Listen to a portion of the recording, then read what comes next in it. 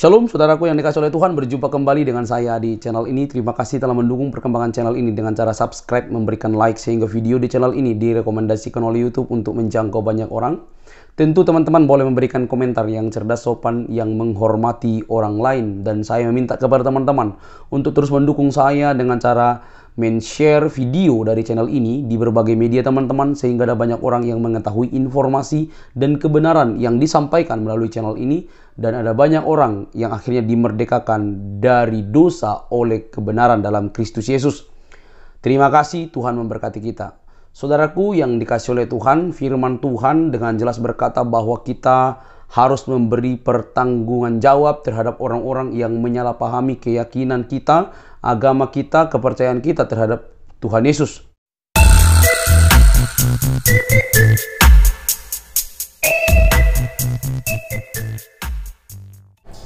Maka pastikan kalau kita donasi ke lembaga yang diakui oleh pemerintah dan lewat jalur pemerintah, hanya itu satu-satunya jalur. Apalagi sedih saya waktu ada mengatakan kalau ada mengumpulkan bantuan buat Palestina, kirim dana, bohong itu semua. Itu nggak sampai itu, kecuali yang hanya lewat pemerintah saja sampai. Kalau kau nggak tahu tentang perjuangan Palestina, jangan sembarangan ngomong. Diam, tutup mulut. Apa buta matanya? Dari mana itu kita bangun rumah sakit Indonesia di Gaza, ya akhwat? Ini Rizik Syihab marah-marah nih teman-temannya. Kenapa? Karena ada ustadz yang bilang jangan sembarangan donasi untuk Palestina. Aduh, kasihan juga ya si Rizik Syihab ini teman-temannya. Oke, kita akan melihat saja ya apa yang disampaikan oleh Rizik Syihab ini. Kemudian nanti kita akan menampilkan beberapa video sanggahan mengenai apa yang melalui Al-Aqsa ini, saudara, kita bisa lihat mana muslim yang peduli, mana muslim yang tidak peduli, ya akhwat. Mana mukmin, mana munafik, semua kelihatan, ya akhwat. Mana pejuang, mana pecundang, semua kelihatan, ya akhwat. Masya Allah, luar biasa. Al-Aqsa memberikan informasi kepada kita tentang hal-hal yang sangat luar biasa, ya akhwat. Nah, kemudian di luar itu semua, Al-Aqsa juga mengingatkan kepada kita, saudara. Nah, kenapa kok yang Allah takdirkan Al-Aqsa, ya akhwat? Kenapa bukan masjid-masjid yang lain, saudara? Kan banyak masjid di dunia. Nah, karena Al-Aqsa adalah masjid ketiga termulia setelah Masjidil Haram dan Masjid Nabawi. Saudara, Allah tunjukkan ini masjid yang pernah didatangi oleh Nabi, masjid Isra Mi'rajnya Nabi, saudara, masjid para anbiya, masjid yang Allah katakan dalam Al-Quran ini ardun mubarakah, saudara. Barakna lahu, ini barakna haulah, ini yang Allah berkati sekitarnya, saudara. Nah, kenapa harus ini yang terjadi, saudara? Untuk menjadi cambuk buat kita semua, dengan mengingat Aqsa agar kita bersaudara, kita bersatu padu, gotong royong, saling bantu. Bisa bantu-bantu, nggak bisa bantu apapun, masih bisa berdoa kita. Nggak mau doa, diam, tutup mulut, jangan bicara tentang Palestina kalau anda nggak paham, ya akhwat. Dan rupanya teman-teman bukan cuma Rizik Syihab aja juga yang mengajak ya untuk membantu Palestina, tapi juga Ustadz Abdul Somad juga menyuarakan seperti itu untuk membantu Palestina. Kita akan dengarkan saja di sini ya.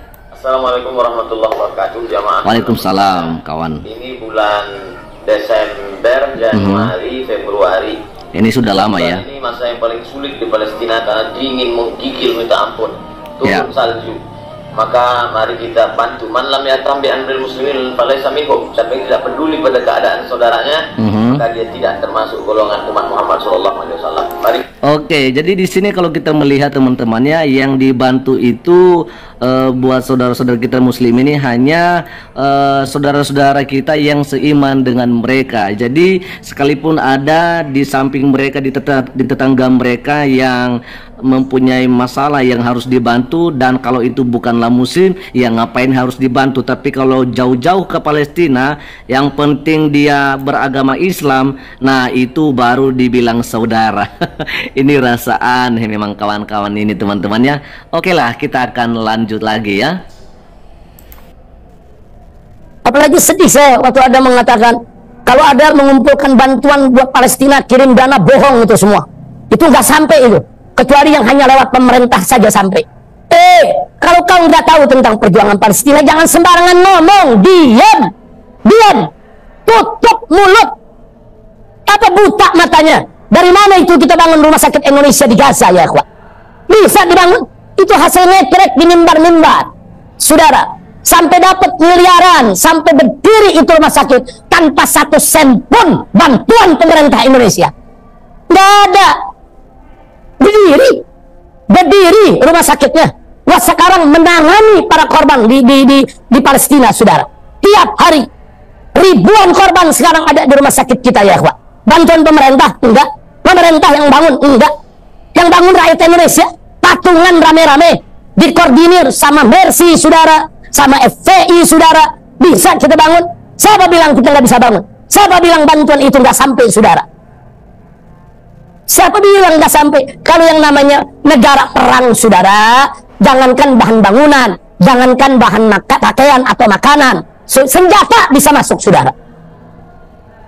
Nah, jadi kalau bukan orang lapangan, tutup dulu. Negara kalau lagi perang, senjata bisa masuk nggak? Itu Hamas dari mana dapat senjata ini? Senjata canggih didapat ya ikhwan. Bisa masuk. Nah, tapi saudara, nggak boleh semua orang tahu dong bagaimana caranya. Kan nggak boleh. Masa semua orang dikasih tahu, oh caranya begini, oh masukinnya dari sini, ya bunuh diri dong. Nah, makanya kalau ada ustadz yang nggak tahu, diam. Termasuk antum di sini semua, saudara.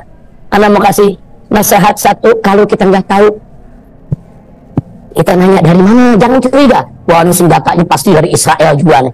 Wah, ini semuanya buatan Israel nih. Ini Hamas ini buatan Amerika sebetulnya. Suruh mancing-mancing Israel biar Israel bunuh bangsa Palestina. Astagfirullahaladzim. Udah nggak tahu, fitnah lagi, saudara.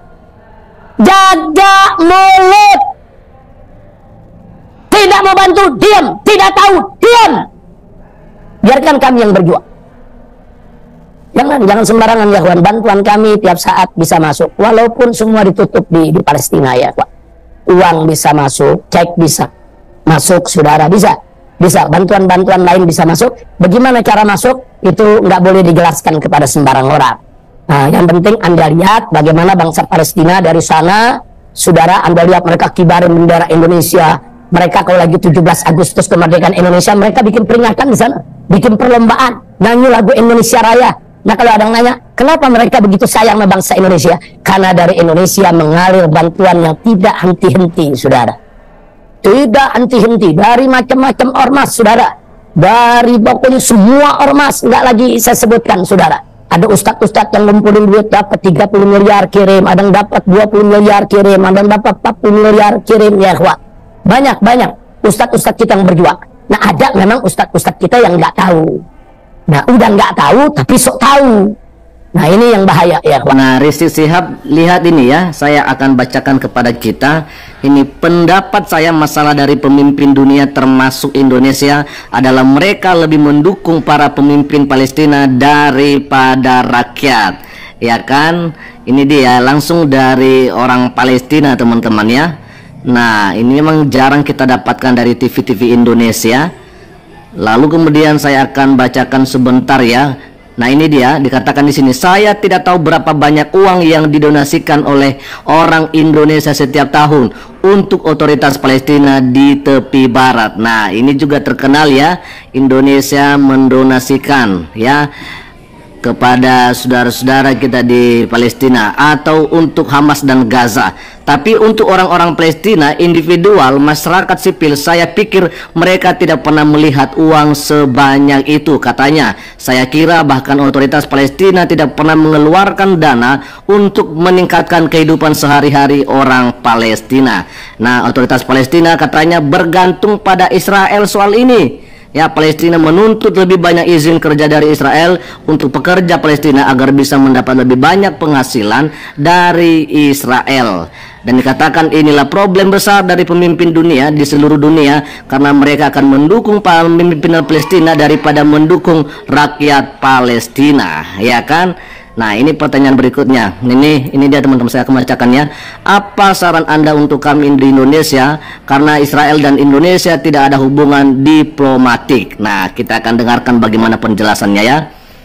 Oke, nah ini dia. Dikatakan, saya pikir donasi apapun harus dikondisikan. Ya, donasi apapun harus dikondisikan. Kenapa? Jangan hanya memberikan jutaan ya secara cuma-cuma. Mari kita paksakan batasan dalam pendanaan, apa yang akan dilakukan dan untuk apa dana itu akan dihabiskan. Betul sekali ya. Jadi jangan dibuat untuk hal-hal yang tidak tentunya. Di sini dikatakan sayangnya tidak ada satupun negara di dunia ini yang mencoba menempatkan otoritas Palestina di bawah kontrol. Ya. Lalu apalagi Rizik Syihab, saya akan sampaikan kepada Anda nih ya. Nah, dikatakan atau memaksakan pengecekan anggaran di mana dana tersebut digunakan. Ya kan? Nah, ini yang kita nggak tahu teman-teman ya, kemana dana itu. Katanya tadi sih untuk membangun rumah sakit di sana. Ya kan, kalau misalnya sampai miliaran, kemana yang lainnya gitu kan? Lalu dikatakan di sini, saya tidak tahu apakah otoritas Palestina memasukkan laporan audit keuangan pada akhir tahun untuk para donatur yang sudah memberikan jutaan dolar bertahun-tahun, ya kan? Nah, ini dia ya. Jadi ini saya pikir Rizik Syihab sekali lagi harus lihat hal ini, ya. Itu dia teman-teman ya.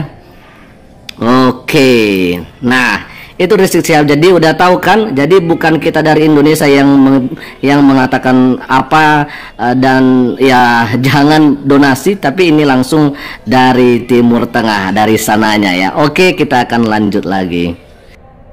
Nah, ini jadi sekali lagi saya minta tolong jangan sembarangan untuk bicara tentang Palestina. Palestina butuh kita bantu. Akhirnya sebagai penutup saya hanya ingin menyampaikan kepada semua siapa saja yang mendengar apa yang saya sampaikan pada hari ini. Kalau Anda punya jalan untuk membantu Palestina, atau kalau Anda punya jalan untuk masuk ke Palestina dan berjuang, berjihad bersama bangsa Palestina, kerjakan ya kawan. Kerjakan, berangkat, mau sendiri-sendiri, berdua, bertiga, berangkat ya kawan. Jangan lagi nunggu izin ini, nunggu izin itu, enggak. Kalau Anda punya jalan, berangkat. Nah, pengertian punya jalan di sini berarti Anda cukup bekal, Anda punya keberanian, Anda punya keterampilan, Anda bisa menghadapi suasana seperti yang terjadi di Gaza saat ini. Silakan berangkat. Nggak perlu ngomong sama pemerintah. Nanti ngomong sama pemerintah nggak berangkat malah ditangkap lagi ya, Pak. Nanti dituduh radikal, dituduh teroris. Enggak apa-apa, berangkat. Bismillah. Yang bisa berangkat. Yang bisa berjihad. Yang bisa kirim bantuan, kirim. Yang bisa berdoa, zikir tiap malam, doa, zikir. Bantu saudara kita yang ada di sana ya, ikhwan. Nah, ini yang saya mau sampaikan. Dan doakan ya, ikhwan. Doakan biar Hamas dan seluruh faksi-faksi jihad. Di sana bukan Hamas saja. Di sana ada Syariah Al-Quds, ada Al-Ghassam, di sana juga ada Jihadul Islam, di sana juga ada Hizbullah, di sana juga ada faksi-faksi lainnya ya, ikhwan. Semuanya kita doakan. Nah, alhamdulillah hari ini semua faksi mujahidin, yang Sunni, yang Syiah, saudara, yang Salafi, saudara, yang Sufi, semua jadi satu di Palestina. Nggak ada mereka gontok-gontokan satu sama lain, nggak ada. Mereka jadi satu semua lawan satu musuh, yaitu Israel dan sekutunya. Nah, ini patut kita syukuri. Artinya ini pelajaran buat kita. Aqsa telah menyatukan semua faksi yang ada di sana. Maka itu Aqsa juga harus menyatukan kita semua yang ada di sini. Insya Allah. Nah, itu yang saya mau sampaikan. Bantu terus ya, kawan. Nggak usah khawatir. Bantuan Anda 1 sen sekalipun sampai ke Gaza. Nggak usah khawatir. Sampai ya, kawan. Nggak ada yang nggak sampai. Bersyukur, alhamdulillah bangsa Gaza nggak mau hijrah. Saya bersyukur. Saya nggak mengharamkan mereka hijrah. Saudara, nggak. Saya nggak mengharamkan. Saudara, saya takut kalau saya mengharamkan mereka hijrah, nanti saya menjadi penyebab orang-orang yang apa namanya menjadi korban yang sebetulnya kalau mereka bisa hijrah dalam hitungan mereka bisa selamat. Saya nggak mau dipersalahkan gitu, enggak. Kita nggak menyalahkan yang hijrah, tapi kita juga tidak mewajibkan mereka hijrah. Kita mensyukuri kalau bangsa Palestina nggak mau hijrah, saudara. Kalau bangsa Palestina semua hijrah, Aqsa selesai. Kalau dari 75 tahun mereka waktu itu hijrah, Aqsa sudah berubah jadi Haikal Sulaiman. Aqsa sudah dirubuhin. Aqsa sudah jadi sinagog. Aqsa sudah jadi ma'badnya Israel. Israel tuh pengen rubuhin Aqsa, mereka pengen bikin Haikal Sulaiman. Nah, saya pikir dengan apa yang disampaikan oleh Rizik Syihab terakhir, kita akan memutarkan ini sama Rizik Syihab ini agar dia juga mengerti sebenarnya bagaimana sejarah tentang Al-Aqsa pada dulunya ya, bagaimana seluk-beluknya. Oke, kita akan mendengarkan lewat video dari Pak Bambang Nursena di sini, dan ini dia ya. Jadi Bapak Ibu, seperti yang tadi sudah dijelaskan ya, sebetulnya seluruh kompleks ini disebut Haram Asy-Syarif. Oke. Tapi sesungguhnya ini dulu adalah bangunan yang sangat besar yang dikenal dengan Beit Hamikdas, rumah suci. Kalau di dalam bahasa Arab diterjemahkan Baitul Maqdis. Dengarkan itu Rizik Syihab. Ini pertama kali dibangun oleh Raja Salomo, Nabi Sulaiman. Ya. Lalu dihancurkan pada masa Nebukadnezar tahun 586 sebelum Masehi. Lalu orang Israel dibuang ke Babel. Lalu pada tahun 539 sebelum Masehi, berdasarkan dekret dari Raja Kores Agung, orang-orang Israel diperkenankan kembali membangun tempat ini. Tapi sesungguhnya tempat yang sekarang ini ada ini bangunan Bait Allah kedua. Jadi di zaman Raja Herodes itu telah memperluas bangunan ini. Lalu di atas halaman yang luas ini kemudian zamannya Yesus itulah Bait Allah yang dikunjungi oleh Yesus dan para muridnya. Oke, nah bagaimana Rizik Syihab? Nah itu dengar ya apa yang disampaikan tadi oleh Pak Bambang Nursena. Jadi saya pikir Anda harus mengetahui tentang ini, karena saya pikir Anda jangan sok-sok tahu juga begitu sih ya. Oke, kita akan coba dengarkan dulu, mungkin ada sekitar beberapa menit lagi ya. Nah kemudian pada tahun 70 Masehi dihancurkan kembali oleh Jenderal Titus. Yang kemarin saya sampaikan waktu di Padang Gembala, ada peringatan yang namanya Tis'a B'Av. Tis'a B'Av itu tanggal 9 bulan Ab, itu runtuhnya Bait Allah ini menurut catatan dari Megilot Ta'anit. Dari situ saling kait mengait bagaimana kita nanti menghitung kalender Natal seperti tadi malam saya sampaikan. Kemudian ketika ini dihancurkan seperti yang dinubuatkan Yesus, tak satu batu pun terletak di atas batu yang lain, semua akan diratakan. Jadi tanggal 5 Agustus tahun 70 Masehi, atau dalam kalender Ibrani adalah tanggal 9 bulan Ab. Lalu Yerusalem ini dalam sejarahnya jatuh ke tangan bangsa-bangsa Persia, kemudian terakhir Arab. Nah ketika Arab itu pada zamannya Khalifah Umar bin Khattab. Khalifah Umar datang ke tempat ini disambut oleh Patriark Yerusalem namanya Sophronius, dan ini dicatat di dalam dokumen Islam yang ditulis oleh Ibnu Khaldun, judulnya adalah Tarik Ibnu Khaldun, di mana kemudian Umar dipersilakan sembahyang di gereja yang nanti kita kunjungi, gereja Holy Sepulchre atau gereja kubur suci. Tapi Umar menolak, alasannya apa? Sebab nanti kalau pengikutnya melihat bahwa Amirul Mukminin, pemimpinnya, pernah sembahyang di gereja, maka gereja itu akan dijadikan masjid. Jadi itu bukti juga toleransi Umar bin Khattab. Kemudian pada masa selanjutnya dibangunlah kubah Sokroh, kubah Sokroh atau kubah emas ini, kubah karang. Tapi atasnya itu emas pada masa kerajaan Yordan. Ini dibangun baru tahun 692 oleh Khalifah Bani Umayyah yang namanya Abdul Malik bin Marwan. Kemudian putranya Khalifah Al-Walid bin Abdul Malik bin Marwan membangun tempat ini yang dikenal dengan Masjidil Aqsa. Nah, itu jadi dia. Yang kubah hitam itu Masjidil Aqsa, yang kubah emas itu Dome of the Rock atau Kubatus Sokro. Nah, peristiwa ini saudara-saudara kenapa menjadi penting? Menjadi rebutan sebetulnya antara orang Yahudi dan juga kelompok garis keras Islam. Karena mereka masing-masing memiliki klaim. Orang Yahudi jelas ya, karena sejarahnya ini dulu adalah Beit Hamikdas. Tetapi kemudian orang Islam sejak zamannya Umar, kemudian Abdul Malik bin Marwan, Al-Walid bin Abdul Malik bin Marwan menjadi masjid. Dan peristiwa pembangunan dua masjid ini dikaitkan dengan peristiwa metahistoris, bukan peristiwa historis, tapi meta-historis karena Nabi Muhammad melakukan mi'raj dari tempat ini katanya. Nah, memang dalam perkembangan politik kadang-kadang itu ada apa yang dinamakan oleh seorang pemikir Yahudi, namanya Moshe Sharon, adalah islamisasi sejarah untuk islamisasi wilayah. Jadi kadang-kadang figur-figur pra-Islam itu diislamkan agar wilayahnya menjadi wilayah Islam. Tentu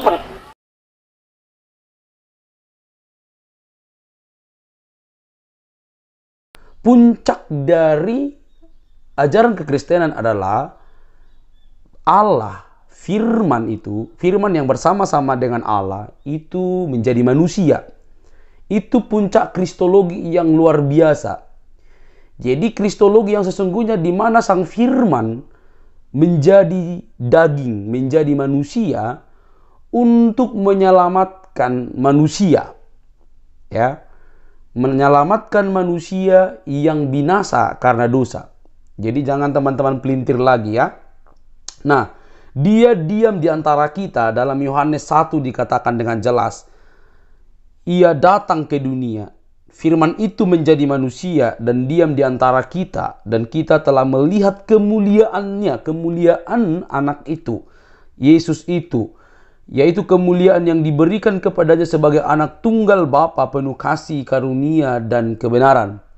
Jadi ketika Yesus datang ke dunia, ia disebut anak Bapa, bukan berarti dia punya ibu, atau seperti tuduhan-tuduhan teman-teman. Tapi itu wujud kedekatan bahwa firman dan Bapa itu sehakikat disebut Allah, tapi firman itu menjadi manusia. Kenapa menjadi manusia? Itu urusannya karena kamu dan saya berdosa. Supaya kamu dan saya selamat. Dia harus menjadi manusia seperti kita untuk mengambil alih seluruh hidup kita yang sudah rusak, menggantikannya supaya kita diselamatkan. Itulah puncak dari kasih Allah bagi umat manusia. Itulah doktrin kekristenan yang tidak kamu pahami, tapi selama ini kamu selewengkan, tafsirkan sembarangan. Dan semoga hatimu terbuka dan lebih bertanggung jawab terhadap ajaranmu. Kalau kamu tidak yakin, ya udah, tinggal berpikir saja. Tetapi dalam kekristenan, keselamatan itu mutlak dari Yesus Kristus, tidak ada yang lain. Dia datang dari surga untuk manusia supaya diselamatkan. Jadi jangan kepanasan, silahkan berpikir dengan waras sambil minum air putih supaya teman-teman tidak kepanasan dan tidak main tuduh dan tidak main klaim, tapi semakin sadar dan semakin pintar berwawasan untuk meyakini sesuatu. Sampai di sini teman-teman video saya. Jangan lupa tekan tombol subscribe, like, komen, dan share. Sampai ketemu di video selanjutnya. Bye-bye.